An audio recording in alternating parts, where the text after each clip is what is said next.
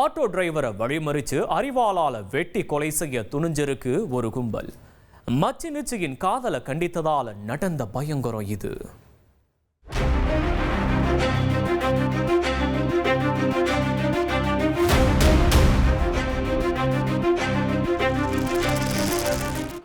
பெரம்பலூர் அரசு மருத்துவமனை அன்று ஒரு பெண்ணின் ஆக்ரோஷ குரலால் கதிகலங்கி போனது.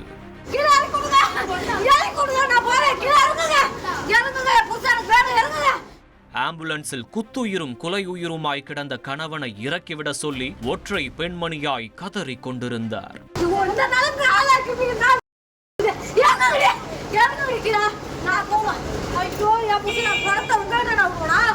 ஆனால் அவரின் அழுகுரலுக்கு யாரும் செவிமடுக்காமல் ஆம்புலன்ஸில் உயிருக்கு போராடிய நபரை ஏற்றிச் சென்றனர்.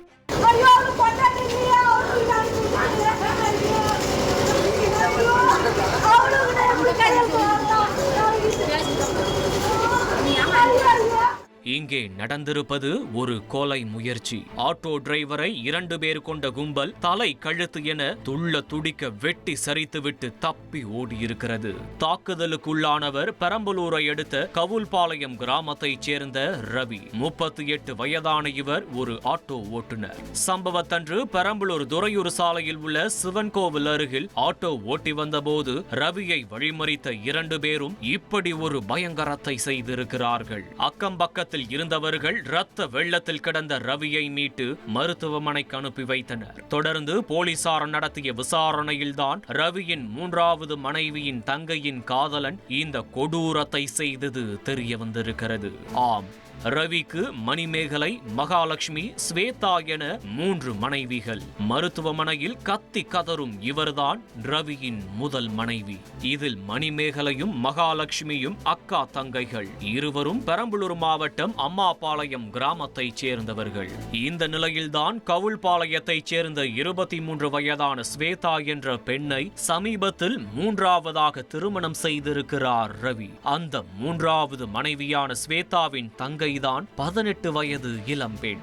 இவரும் அதே ஊரைச் சேர்ந்த விக்கி என்ற இளைஞரும் ஒருவரை ஒருவர் காதலித்து வந்திருக்கிறார்கள். இந்த காதல் விவகாரம் தெரிந்த ரவி மச்சி நிச்சியையும் அவரின் காதலன் விக்கியையும் காதலை கைவிடும்படி கண்டித்திருக்கிறார். அவர்கள் அதற்கு மறுப்பு தெரிவித்ததால் மிரட்டல் விடுத்திருக்கிறார். இதனால் ரவிக்கும் விக்கிக்கும் முன்விரோதம் ஏற்பட்டிருக்கிறது. அந்த ஆத்திரத்தில் சம்பவத்தன்று நண்பர் ஒருவருடன் அறிவாலோடு களத்தில் இறங்கிய விக்கி ரவியை சரமாரியாக வெட்டிவிட்டு தப்பி ஓடியிருக்கிறார். இந்த தாக்குதலில் பலத்த காயமடைந்த ரவி மேல் சிகிச்சைக்காக திருச்சி அரசு மருத்துவமனைக்கு அனுப்பி வைக்கப்பட்டு தீவிர சிகிச்சை பெற்று வருகிறார். இச்சம்பவம் தொடர்பாக பெரம்பலூர் போலீசார் வழக்கு பதிவு செய்து காதலன் விக்கியையும் அவரது நண்பரையும் வலை வீசி தேடி வருகின்றனர். அவர்கள் கைதான பிறகே இந்த கொலை முயற்சிக்கான உண்மை காரணம் என்ன என்று தெரிய வரும். இந்த தாக்குதலில் பலத்த காயமடைந்த ரவி மேல் சிகிச்சைக்காக திருச்சி அரசு மருத்துவமனைக்கு அனுப்பி வைக்கப்பட்ட நிலையில் அங்கே சிகிச்சை பலனின்றி பரிதாபமாக உயிரிழந்தார். உங்கள் தந்திவன் தொலைக்காட்சியில் காவலன் வியாழன் தோறும் இரவு 8 மணிக்கு காணத் தவறாதீர்கள்.